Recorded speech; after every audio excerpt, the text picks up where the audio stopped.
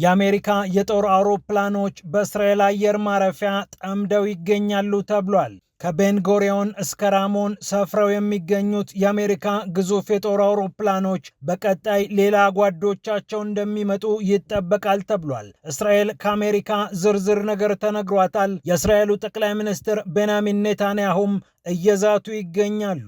የአሁኑ ምት ይለያል፣ ከነካችሁን የምንመታበትን መንገድ ታዩታላችሁ እያሉ ነው። ይህ እንደተጠበቀ ሆኖ ከወደ ሩሲያም ከባባድ ጥቃቶች እየተሰሙ ይገኛሉ። ዩክሬን የሩሲያ አማዞን በመባል የሚታወቀውን የኢንተርኔት መገበያያ መድረክ እንደመታች ነው እየተገለጸ የሚገኘው። ሆስፒታል ያሉ ሰዎች ወጥተው ወደ ሌላ ሆስፒታል እስኪዛወሩ ድረስ ከበድ ብሏል የተባለው የዩክሬን ጥቃት በሩሲያ የአየር መከላከያ ስርዓት በብዛት ቢመከትም ቁጥሩ ቀላል የማይባል ድሮን ጥቃት ጉዳት ማድረሱ ነው እየተነገረ የሚገኘው። የሩሲያ ጦር ደግሞ ይህንን ጥቃት በፈጸመው የዩክሬን ጦር ላይ ሰብአዊና ቁሳዊ ኪሳራ አድርሼበታለሁ ይላል። የትኞቹን ወታደራዊ ኢላማዎች እንዴት አድርጎ እንደመታ በዝርዝር የሩሲያ መከላከያ መስሪያ ቤት አሳውቋል። ወታደራዊ የሎጂስቲክስ ማዕከላት፣ የጠረፍ መከላከያዎች፣ የጦር መሳሪያ ማምረቻዎችና የተለያዩ ነዳጆችን ለጦሩ ያቀርቡ የነበሩ ዴፖዎች ተመተዋል ነው እየተባለ የሚገኘው። ፍልሚያው እዚህም እዚያም ተባብሷል። እንመለከተዋለን። ፒያሳ ኔትወርክን ስትከታተሉ ሁሉንም በጥልቀት ታገኛላችሁ።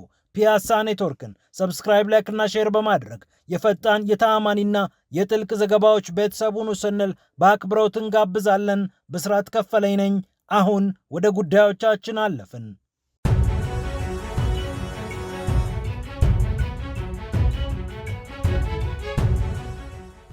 የአሜሪካ ግዙፍ የጦር አውሮፕላኖች የእስራኤልን አየር ማረፊያዎች አጨናንቀዋል ተብሏል።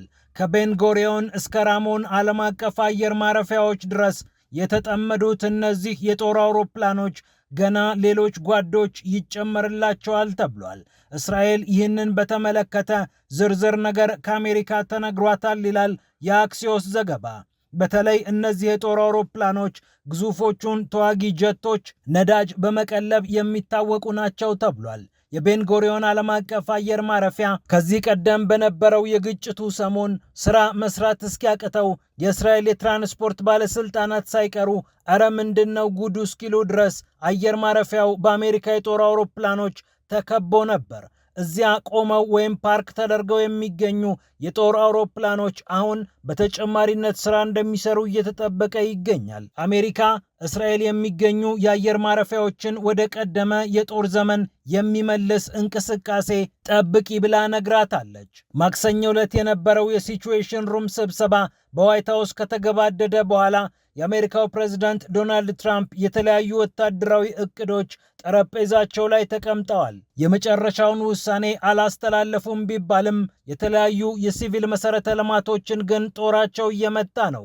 የአክሲዮስ ዘገባ ይላል በትንሹ 7 ከዚያ በላይ የሚሆኑ የኢራን ወሳኝ ድልድዮች በአሜሪካ ጦር ተመተዋል። የጄኔቫ ስምምነትን ይጥሳል፣ ሲቪል መሰረተ ልማቶችን መምታት ወንጀል ነው ተብላ በተባበሩት መንግስታት ድርጅት ቢነገራትም አሜሪካ ይህንን መስማት የፈቀደች አይመስልም። የሆርሙዝ መዘጋት የፈጠረባትን እልህ ተከትሎ እዚህም እዚያም ቦምቦችን እየጣለች ትገኛለች። ኢራንም በምላሹ የባህረ ሰላጤውን ሀገራት እየደበደበች እንደሆነ ይታወቃል። ታዲያ ይህ ጦርነት ተፋፍሞ እንደሚቀጥል ዋና ማረጋገጫ ተደርጎ የተወሰደው አሜሪካ በእስራኤል የሚገኙ የጦር ቤዞችን በደንብ መጠቀም እንደምትፈልግ መግለጿ ነው። የቤንጎሪዮን ዓለም አቀፍ አየር ማረፊያ በትንሹ 30 የሚሆኑ የጦር ትራንስፖርት አውሮፕላኖችን እንደያዘ ነው እየተነገረ የሚገኘው። እነዚህ ነዳጅ የሚቀልቡ የጦር አውሮፕላኖች በደቡባዊ እስራኤል የሚገኘው ራሞን አየር ማረፊያ ከሚገኙት ተጨማሪ 30 ከዚያ በላይ የሚሆኑት የጦር አውሮፕላኖች ጋር በስራ ላይ ይገኛሉ ተብሏል። አሜሪካ እነዚህን የእስራኤል አየር ማረፊያዎች እየተጠቀመች የምትገኘው የባህረ ሰላጤው ሀገራት ላይ ኢራን ድሮኖችን አብዝታ በመጣሏ ምክንያት እንደሆነ ዘገባው ይጠቅሳል። በተሻለ ሁኔታ የምትጠበቀው እስራኤል ትሻላለች ተብለው የአሜሪካ የጦር አውሮፕላኖች እዚህም እዚያም ሰፍረዋል ነው የተባለው። ገና ይጨመራሉ፣ ጥቃቱም ይፋፋማል፣ የብዙዎች መላምት ሆኗል። ወደ ሌላኛው የጦርነት ዜና ስናልፍ ወሳኙ የሩሲያ የገበያ ማዕከል በዩክሬን ድሮን ተመቷል። የሩሲያው አማዞን ይሉታል። በኢንተርኔት አማካኝነት ግብይት ሲፈጸም የሚያስተባብር ግዙፍ ማዕከል ነው። መጠሪያ ስሙ ዋይልድ ቤሪስ ይባላል። ግዙፉ የሩሲያ የኢንተርኔት መገበያ መድረክ የሆነው ዋይልድ ቤሪስ የተለያዩ ዕቃዎችን የሚያከማችበት ስፍራ መመታቱን ዓለም አቀፍ መገናኛ ብዙሃን ትኩረት ሰጥተው ዘግበዋል። ከ7 በላይ ሰዎች ሞቱ፣ ከ25 በላይ ቆሰሉ የሚሉ ዜናዎችም ተከታትለው እየወጡ ይገኛሉ። ታምቦቭ በተባለችው ከተማ የሚገኘው ከደቡብ ምስራቅ ሞስኮ 475 ኪሎ ሜትር የሚርቀው ይህ ግዙፍ መጋዘን ዝናው ከሩሲያው አልፎ በመላው ዓለም የሚነገርለት እንደሆነ ይታወቃል። የዩክሬኑ ፕሬዝዳንት ቮሎዲሚር ዜሌንስኪ ግን የመታነው የገበያ ማዕከል ሳይሆን ግዙፍ የሎጂስቲክስ ማስተባበሪያ ነው፣ በተለይ ድሮን መስሪያና የቅኝት መሳሪያዎችን ግብአቶች የሚገጣጥምና የሚያስተባብር እንደሆነ ደርሰንበታል ሲሉ ተናግረዋል። በአዞቭና በጥቁሩ ባህር እንዲሁም በክራይሚያም ጥቃት መፈጸማቸውንም ዜሌንስኪ ተናግረዋል።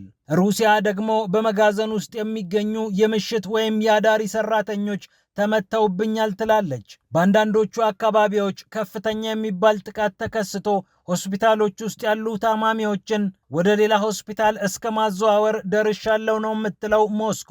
ዋይልድ ቤሪስ በመባል የሚታወቀው ግዙፍ የኢንተርኔት ግብይት ማዕከል 12.6 ቢሊዮን ዶላር አካባቢ ዋጋ ያለው ግዙፍ ኩባንያ እንደሆነ ፎርብስ ይዘግባል። የዋይልድ ቤሪስ ዋና ስራ አስፈጻሚ የሆኑት ታቲያና ኪም ለሩሲያም ለኩባንያችንም በጣም መጥፎ ምሽት ነበር ሲሉ ተናግረዋል። ከታምቦቭ በተጨማሪ ኤሌክትሮስታል በተባለችው ከተማ ጥቃት እንደተፈጸመም የሩሲያ ጦር አረጋግጧል። 370 የሚሆኑ ድሮኖች ወደ ሩሲያዋ ዋና ከተማ ሞስኮ እየገሰገሱ ይገኙ ነበር። አብዛኞቹን ከርቀት መተናቸዋል።